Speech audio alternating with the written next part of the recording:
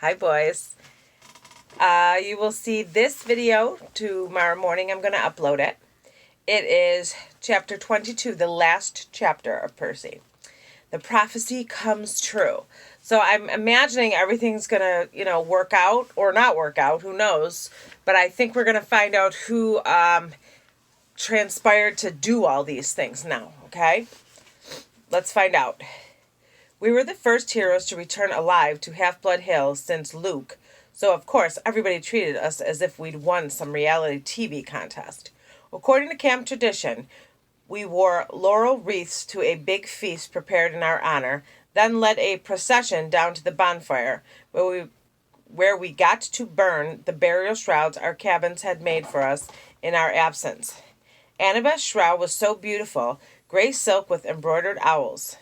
I told her it seemed a shame not to bury her in it. She punched me and told me to shut up. Being the son of Poseidon, I didn't have any cabin mates, so the Ares cabin had volunteered to make me a shroud. They'd taken an old bedsheet and painted smiley faces with X'd out eyes around the border and the word loser painted really big in the middle. It was fun to burn. As Apollo's cabin led the sing-along and passed out s'mores, I was surrounded by my old Hermes cabin mates, Annabeth's friends from Athena, and Grover's satyr buddies, who were admiring the brand-new searcher's license he'd received from the Council of Cloven Elders. The council had called Grover's performance on the quest brave to the point of indigestion, horns and whiskers above anything we have seen in the past. The only ones not in a party mood were Clarice and her cabin mates, whose poisonous looks told me they'd never forgive me for disgracing their father.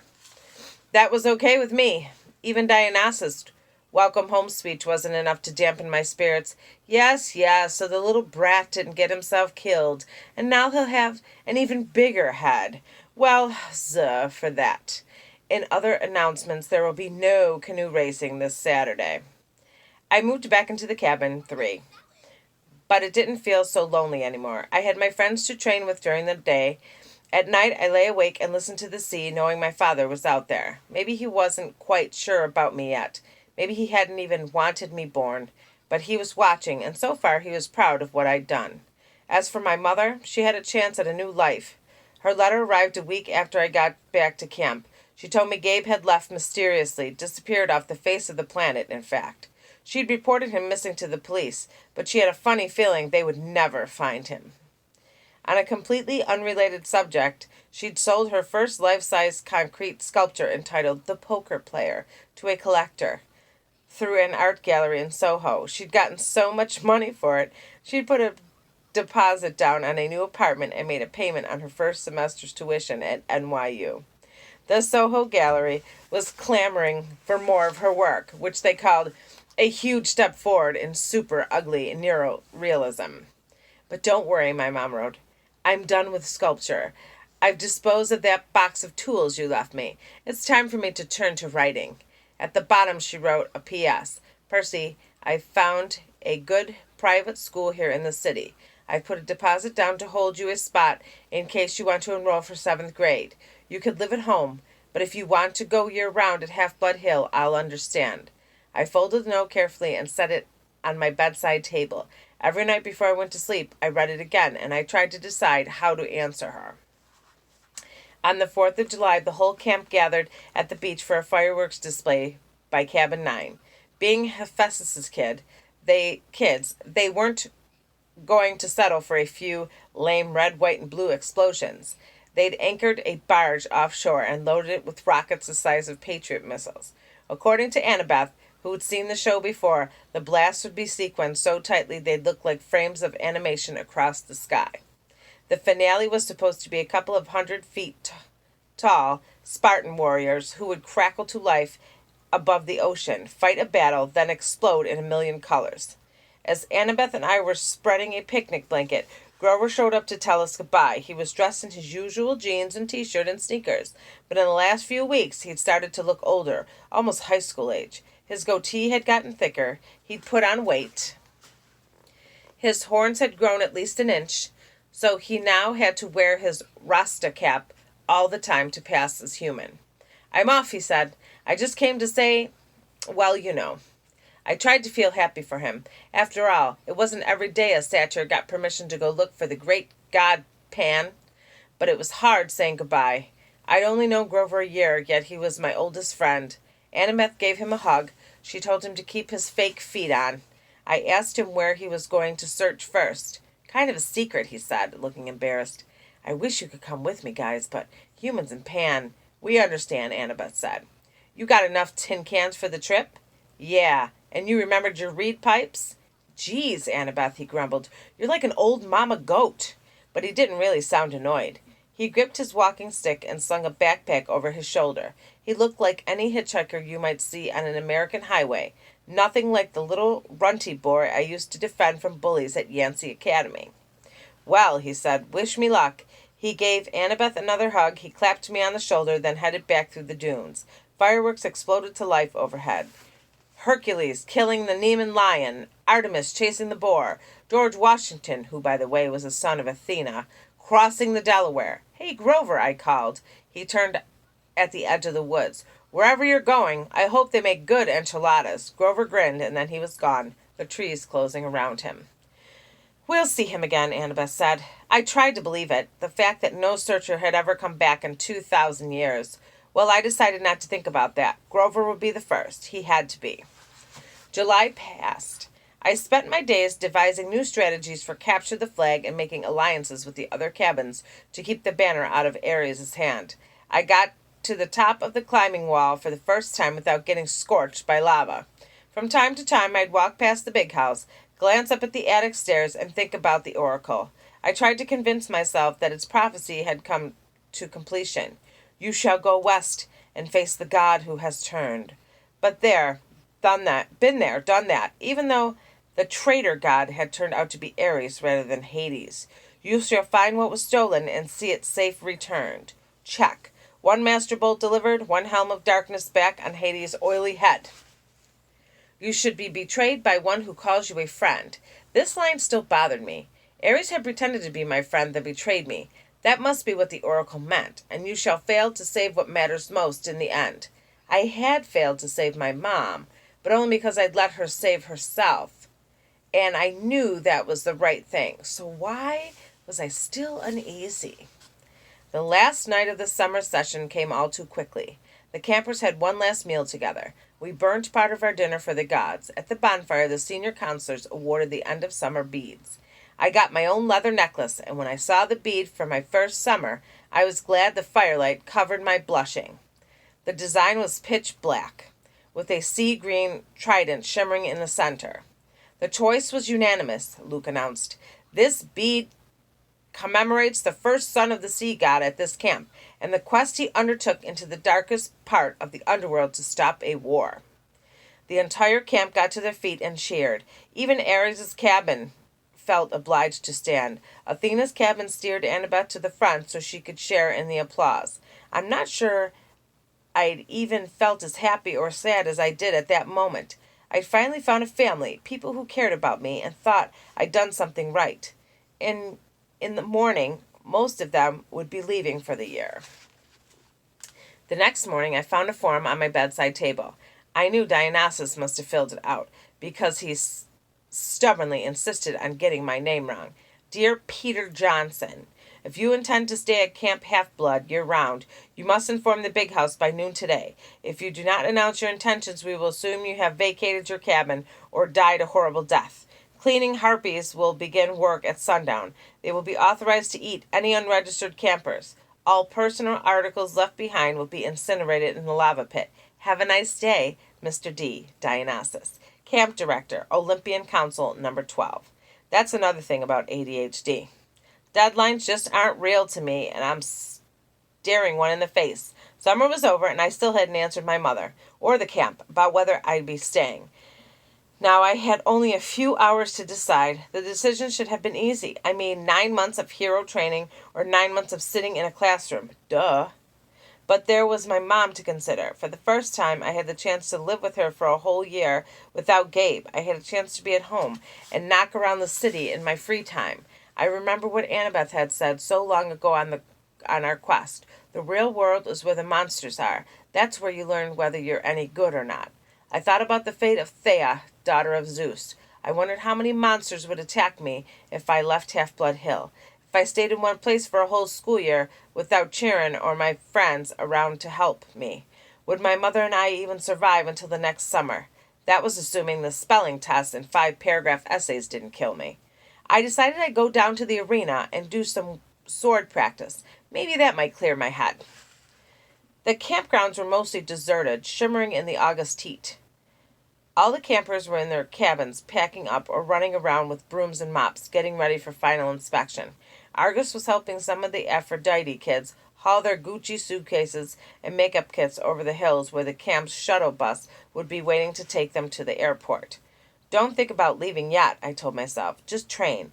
I got to the sword fighters arena and found that Luke had the same idea. His gym bag was plopped at the edge of the stage. He was working solo, wailing on battle dummies with a sword I'd never seen before. It must have been a regular steel blade because he was slashing the dummies' heads right off, stabbing through their straw-stuffed guts. His orange counselor's shirt was dripping with sweat. His expression was so intense, his life might have really been in danger. I watched, fascinated, as he disemboweled the whole row of dummies, hacking off limbs and basically reducing them to a pile of straw and armor. They were only dummies, but I still couldn't help being awed by Luke's skill. The guy was an incredible fighter. It made me wonder again how he possibly could have failed at his quest. Finally he saw me and stopped mid-swing. "Percy." "I'm sorry," I said, embarrassed. It's all right," he said, lowering his sword. "Just doing some last-minute practice. Those dummies won't be bothering anybody anymore." Luke shrugged. "We build new ones every summer." Now that his sword wasn't swirling around, I could see something odd about it. The blade was 2 different types of metal, one edge bronze, the other steel. Luke noticed me looking at it. "Oh, this new toy. This is Backbiter." Backbiter? Luke turned the blade in the light so it glinted wickedly. One side is celestial bronze, the other is tempered steel. Works on mortals and immortals both. I thought about what Chiron had told me when I started my quest, that a hero should never harm mortals unless absolutely necessary. I didn't know they could make weapons like that. They probably can't, Luke agreed. It's one of a kind. He gave me a tiny smile, then slid the sword into his scabbard. "Listen, I was going to come looking for you. What do you say we go down to the woods one last time, look for something to fight?" I don't know why I hesitated. I should have felt relieved that Luke was being so friendly. Ever since I'd gotten back from the quest, he'd been acting a little distant. I was afraid he might resent me for all the attention I'd gotten. "You think it's a good idea?" I asked. Come on." He rummaged in his gym bag and pulled out a 6-pack of Cokes. "Drinks are on me." I stared at the Cokes, wondering where the heck he'd gotten them. There were no regular mortal sodas at the camp store. No way to smuggle them in unless you talked to a satyr, maybe. Of course, the magic dinner goblets would fill with anything you want, but it just didn't taste the same as a real Coke, straight out of the can. Sugar and caffeine. My willpower crumbled. Sure, I decided, why not? We walked down to the woods and kicked around for some kind of monster to fight, but it was too hot. All the monsters with any sense must have been taking siestas in their nice cool caves. We found a shady spot by the creek, where I'd broken Clarice's spear during my first capture of the flag game. We sat on a big rock, drank our Cokes, and watched the sunlight in the woods. After a while, Luke said, "You miss being on a quest? With monsters attacking me every 3 feet? Are you kidding?" Luke raised an eyebrow. "Yeah, I miss it," I admitted. "You?" A shadow passed over his face. I was used to hearing from the girls how good-looking Luke was, but at the moment he looked weary and angry and not at all handsome. His blond hair was gray in the sunlight. The scar on his face looked deeper than usual. I could imagine him as an old man. "I've lived at Half-Blood Hill year-round since I was 14, he told me. "Ever since Thalia, well, you know. I trained and trained and trained. I never got to be a normal teenager out there in the real world. Then they threw me one quest, and when I came back it was like, okay, ride's over, have a nice life." He crumbled his Coke can and threw it into the creek, which really shocked me. One of the first things you learn at Camp Half-Blood is don't litter. You'll hear from the nymphs and the naiads. They'll get even. You'll crawl into bed one night and find your sheets filled with centipedes and mud.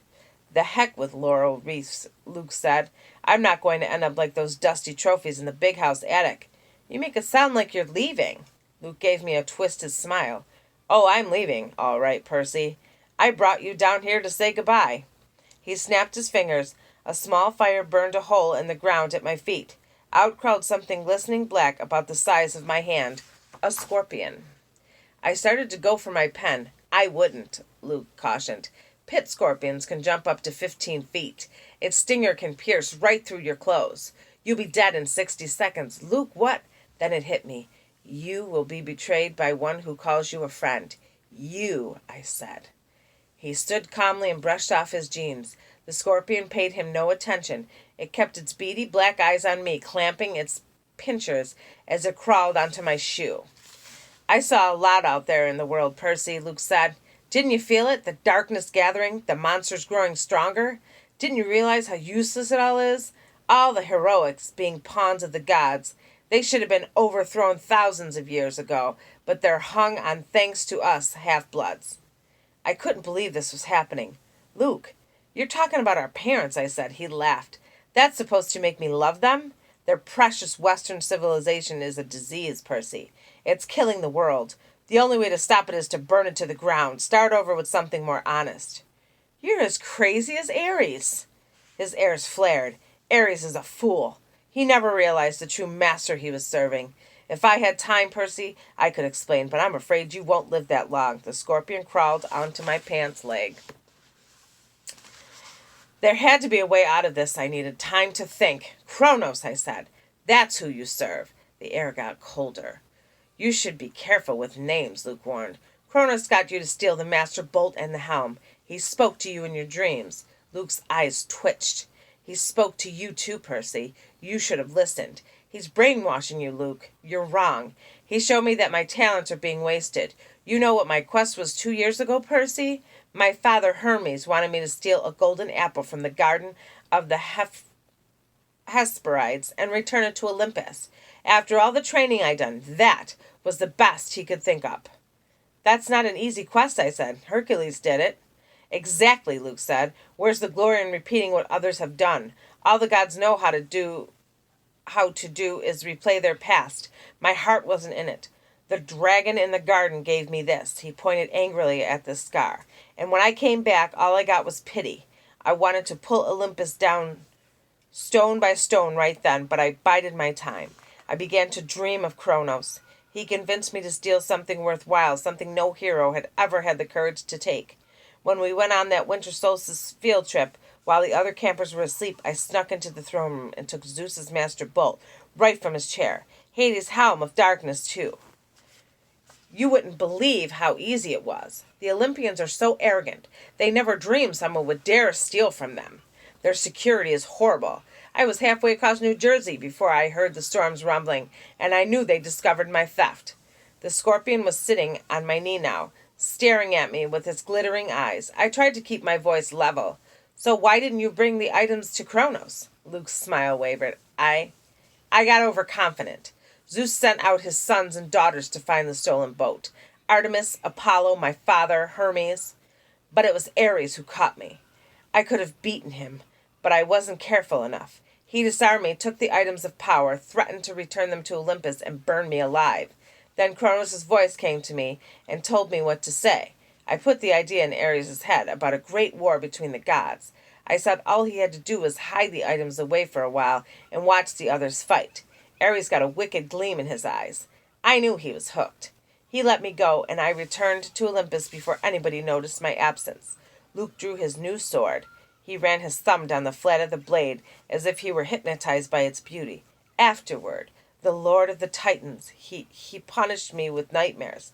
I swore not to fail again. Back at Camp Half-Blood, in my dreams, I was told that a second hero would arrive. One who could be tricked into taking the bolt and the helm the rest of the way, from Ares down to Tartarus. You summoned the Hellhound that night in the forest? We had to make sure and think the camp wasn't safe for you, so he would start you on your quest.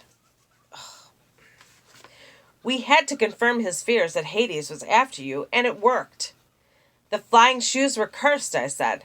They were supposed to drag me and the backpack into Tartarus. And they would have if you'd been wearing them. But you gave them to the satyr, which wasn't part of the plan.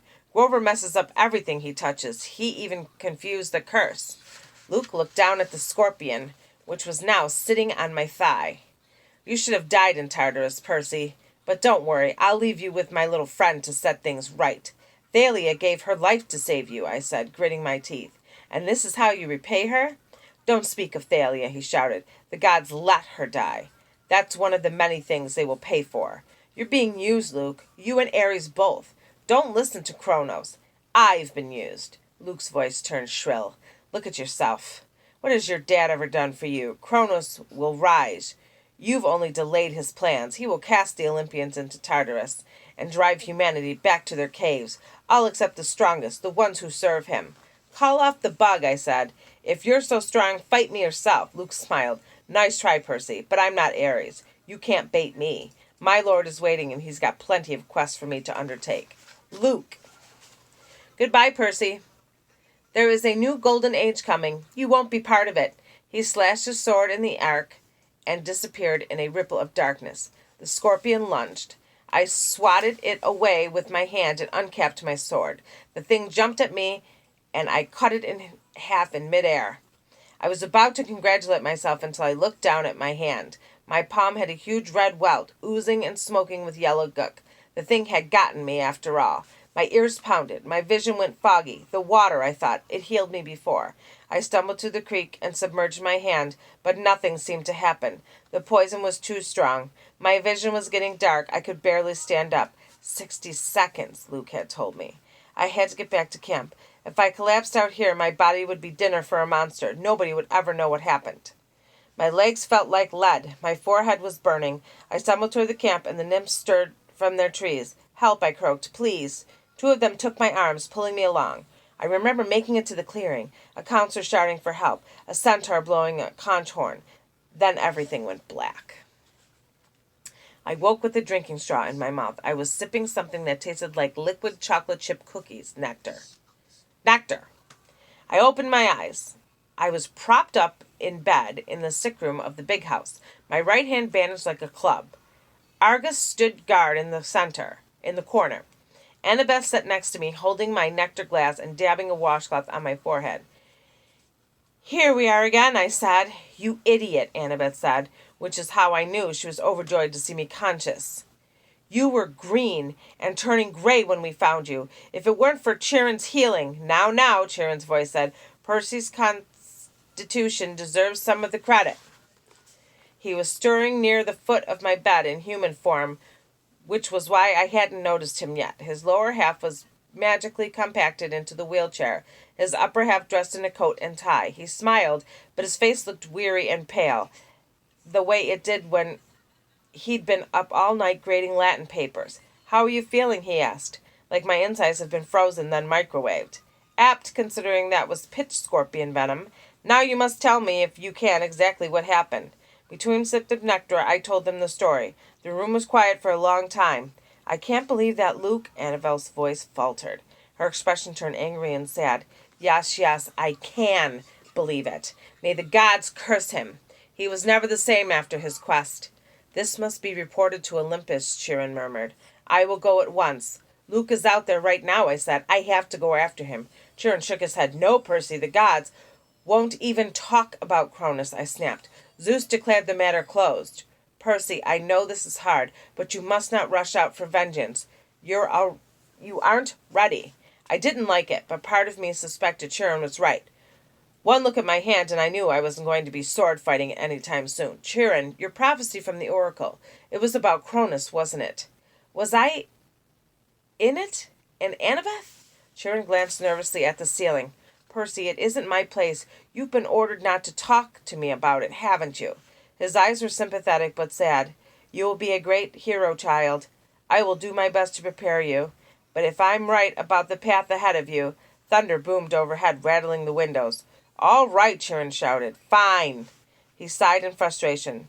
The gods have their reasons, Percy. Knowing too much of your future is never a good thing. We can't just sit back and do nothing, I said.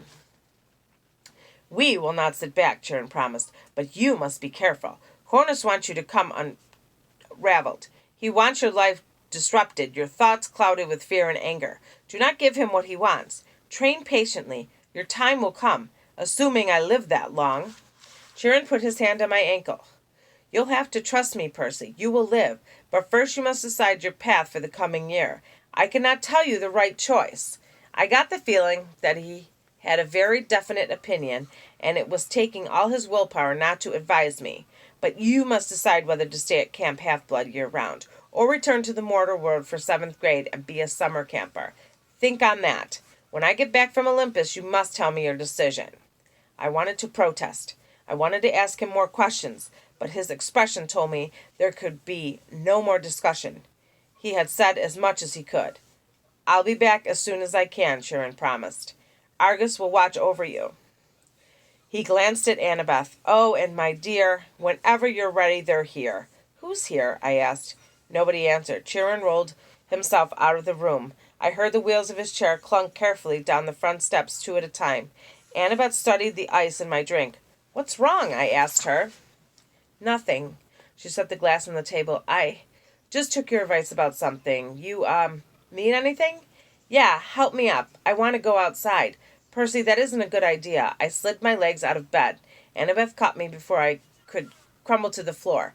A wave of nausea rolled over me. Annabeth said, I told you. I'm fine, I insisted. I didn't want to lie in bed like an invalid while Luke was out there planning to destroy the Western world. I managed to step forward, then another, still leaning heavily on Annabeth. Argus followed us outside, but he kept his distance. By the time we reached the porch, my face was beaded with sweat. My stomach had twisted into knots, but I had managed to make it all the way to the railing. It was dusk. The camp looked completely deserted. The cabins were dark and the volleyball pit silent. No canoes cut the surface of the lake. Beyond the woods and the strawberry fields, the Long Island Sound glittered in the last light of the sun. What are you going to do? Annabeth asked me. I don't know. I told her I got the feeling Chiron wanted me to stay year-round, to put in more individual training time, but I wasn't sure that's what I wanted. I admitted I'd feel bad about leaving her alone, though, with only Clarice for company. Annabeth pursed her lips, then said quietly, I'm going home for the year, Percy. I stared at her. You mean to your dad's? She pointed toward the crest of Half-Blood Hill. Next to Thalia's pine tree at the very edge of the camp's magical boundaries, a family stood silhouetted, 2 little children, a woman, and a tall man with blonde hair. They seemed to be waiting. The man was holding a backpack that looked like the one Annabeth had gotten from Waterland in Denver. I wrote him a letter when we got back, Annabeth said, just like you suggested. I told him I was sorry. I'd come home for the school year if he still wanted me. He wrote back immediately. We decided we'd give it another try. That took guts. She pursed her lips. You won't try anything stupid during the school year, will you? At least not without sending me an Iris message. I managed to smile. I won't go looking for trouble. I usually don't have to. When I get back next summer, she said, we'll hunt down Luke. We'll ask for a quest. But if we don't get approval, we'll sneak off and do it anyways. Agreed? Sounds like a plan worthy of Athena. She held out her hand. I shook it. Take care, Seaweed Brain, Annabeth told me. Keep your eyes open. You too, wise girl. I watched her walk up the hill and join her family. She gave her father an awkward hug and looked back at the valley one last time. She touched Thalia's pine tree, then allowed herself to be led over the crest and into the mortal world. For the first time at camp, I felt truly alone. I looked out at Long Island Sound, and I remembered my father saying, the sea does not like to be restrained. I made my decision. I wondered if Poseidon were watching, would he approve of my choice? I'll be back next summer, I promised him. I'll survive until then. After all, I am your son. I asked Argus to take me down to the cabin 3 so I can pack my bags for home. Well, boys, that was it. I knew it was Luke. I did. I truly knew it was Luke.